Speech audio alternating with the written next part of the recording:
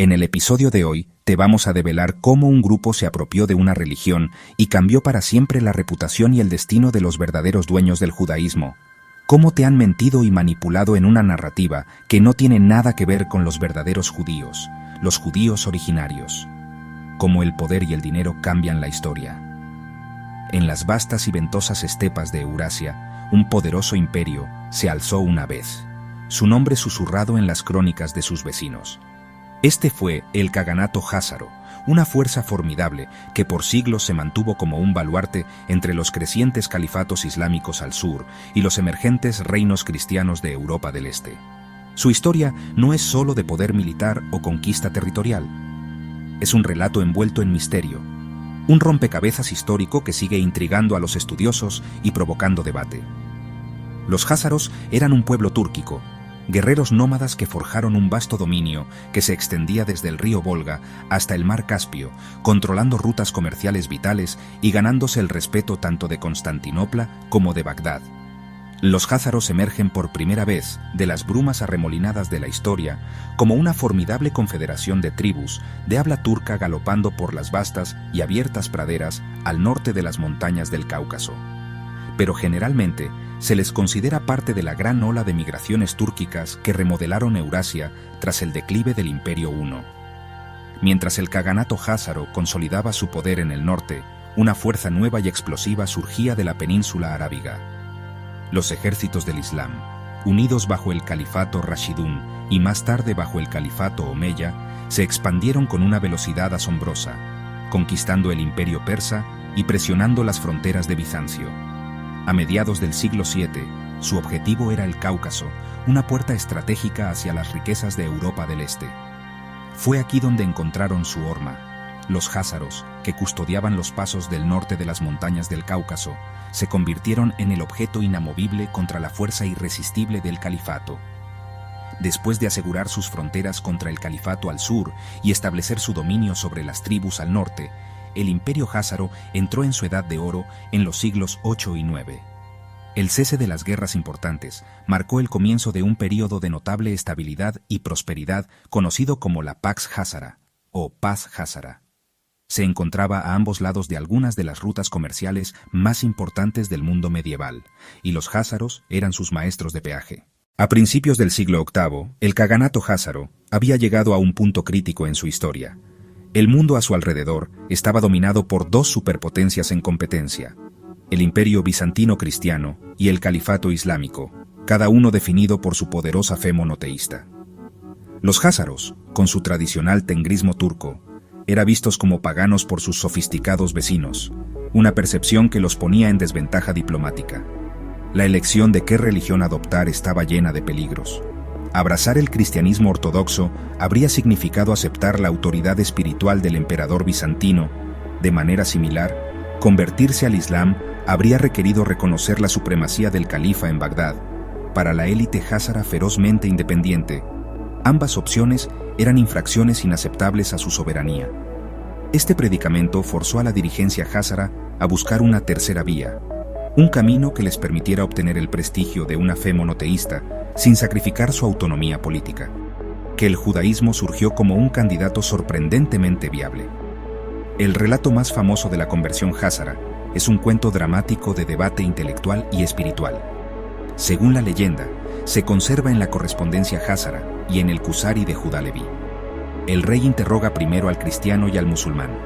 Observa que ambas religiones descansan sobre cimientos anteriores, el judaísmo. El rey se dirige al rabino. El rabino enfatiza el pacto nacional en el monte Sinaí, un evento histórico presenciado por todo un pueblo. Finalmente el rey queda convencido. Elige el judaísmo por autenticidad, no por poder. El rey Bulán y unos 4.000 de sus nobles abrazaron el judaísmo a mediados del siglo VIII. La conversión se formalizó bajo el rey Obadías. Construyó sinagogas y escuelas.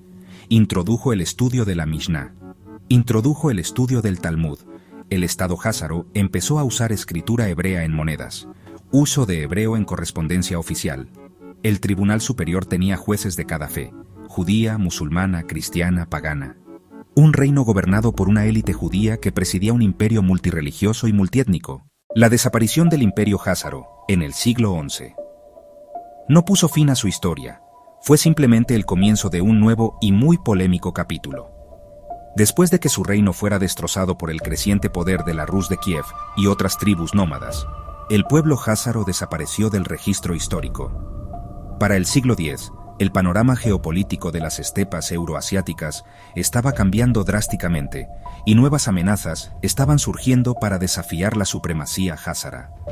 Desde el norte, una nueva fuerza formidable estaba ganando impulso, la Rus de Kiev. Desde el este, nuevas oleadas de tribus guerreras nómadas se estaban moviendo hacia el oeste a través de las estepas. El ejército házaro, que una vez había sido el amo indiscutible de la guerra en la estepa, ahora se encontraba estirado. El imperio bizantino, una vez un aliado ocasional de los házaros contra el califato, comenzó a ver el creciente poder de los Rus como un socio más útil en la región. Las nubes de tormenta se estaban acumulando sobre las estepes. El golpe decisivo contra el imperio házaro vino del norte. En el año 965 de nuestra era, Sviatoslav I, príncipe guerrero de la Rus de Kiev, llevó a su gran ejército por el río Volga. Primero capturaron la gran fortaleza de Sarkel, en el río Don. Fue saqueada y quemada hasta los cimientos. No fue solo una derrota militar, fue la desaparición del centro político y económico. La población házara restante se dispersó, en una migración masiva hacia el oeste, hacia Europa del Este, hacia las tierras que se convertirían en la Ucrania, Polonia, Hungría y Lituania modernas. Formaron comunidades en los pueblos y aldeas en desarrollo de Europa del Este, formando finalmente el núcleo demográfico y cultural de lo que se convertiría en la comunidad judía más grande del mundo, los judíos askenazíes. Ya sea que llegaran en una migración masiva, como una nación desplazada, o como grupos más pequeños de refugiados, que se filtraban en comunidades existentes, comenzaron a florecer. En un mundo feudal en gran parte analfabeto, las habilidades que poseían como grupo cultural eran bienes raros y valiosos. A los judíos, a quienes a menudo se les prohibía legalmente poseer tierras o unirse a los gremios artesanales, los caminos hacia la estabilidad económica eran muy limitados. Se convirtieron en comerciantes, recaudadores de impuestos y administradores de propiedades para la nobleza. Esta transición de guerrero a comerciante no fue solo un cambio económico, fue una profunda transformación cultural. Uno de los nichos económicos más importantes y, sinceramente, controvertidos, fue el de prestamista. La Iglesia prohibía la usura, el préstamo con interés, y esas prohibiciones se aplicaban a los cristianos, creando un vacío en la economía europea. Como los cristianos no podían prestar, el papel recayó en quienes estaban fuera del marco de la Iglesia, los judíos házaros. Los reyes y los nobles se convirtieron en sus clientes principales, pidiendo prestadas grandes sumas y otorgando cartas de protección a cambio.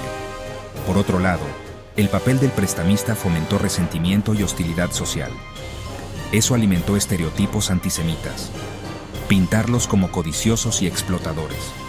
El éxito de estas comunidades en el mundo de las finanzas se construyó sobre una red sofisticada y de gran alcance. Un comerciante en Polonia podía obtener una carta de crédito de un pariente o asociado que sería honrada por otro en Alemania o Italia. Mientras la sociedad cristiana estaba fragmentada por fronteras nacionales, la red financiera judía era transnacional. A medida que pasaron de la Edad Media al período moderno temprano, familias como los Rothschild elevarían este sistema a un nivel de poder y sofisticación sin precedentes. Pudieron financiar gobiernos, respaldar guerras e influir en el curso de la política europea en un grado nunca antes visto. A finales del siglo XIX, el poder económico forjado durante generaciones había creado una nueva clase muy poderosa. El infame caso Dreyfus en Francia sirvió como una llamada de atención para muchos. Alfred Dreyfus era un capitán judío del ejército francés acusado injustamente de traición en 1894. El caso se basó en pruebas falsas y prejuicios antisemitas, lo que llevó a su condena y degradación pública. Durante años, la prensa y la opinión pública francesa se dividieron profundamente, mientras intelectuales como Émile Zola denunciaban la injusticia.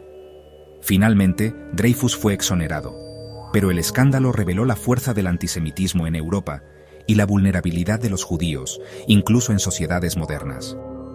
Fue en este clima de desilusión y creciente persecución que nació el movimiento político moderno conocido como sionismo. En su folleto de 1896, Der Judenstaat, el Estado judío, figuras influyentes dentro de la élite judía házara europea, encabezada por los Rothschild, comenzaron a canalizar sus esfuerzos y capital hacia el proyecto sionista. El objetivo era construir una nueva Hazaria, una entidad nacional protegida e independiente. Los líderes, ahora basados principalmente en Gran Bretaña, hábilmente aprovecharon su influencia financiera y conexiones diplomáticas. Esta carta, que se conoció como la Declaración Balfour, establecía que el gobierno británico veía con buenos ojos el establecimiento en Palestina de un hogar nacional para el pueblo judío. Esto abrió las puertas a una mayor inmigración judía y a la compra de tierras. La Segunda Guerra Mundial y el Holocausto proporcionaron el impulso final para la creación de Israel.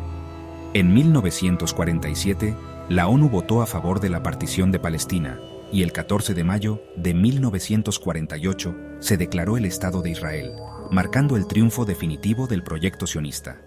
Nuestro viaje a través de los anales de la historia nos ha llevado desde las estepas azotadas por el viento de Eurasia, una crónica de cómo una tribu guerrera túrquica pudo, a través de una sola y audaz decisión, adoptar el judaísmo como su religión, poner en marcha una cadena de eventos que resonarían durante más de un milenio. La demostración de que los házaros desplazados viajaron hacia el oeste muestra el camino donde los guerreros de la estepa se convirtieron en comerciantes y financistas europeos. El establecimiento de Israel en 1948 aparece como el eco de la decisión del rey Bulán. En última instancia, la historia de los házaros nos obliga a cuestionar nuestras suposiciones sobre identidad y orígenes, cómo esta raza se apropió de una identidad al adoptar una religión y en muchos casos causado perjuicio a la raza originaria por esa apropiación. El reino házaro puede haber desaparecido del mapa, pero está vivo en la Europa occidental y Norteamérica, especialmente en Estados Unidos. Somos No Te Lo Cuentan. Si te gustó nuestro contenido, suscríbete, dale like y comparte.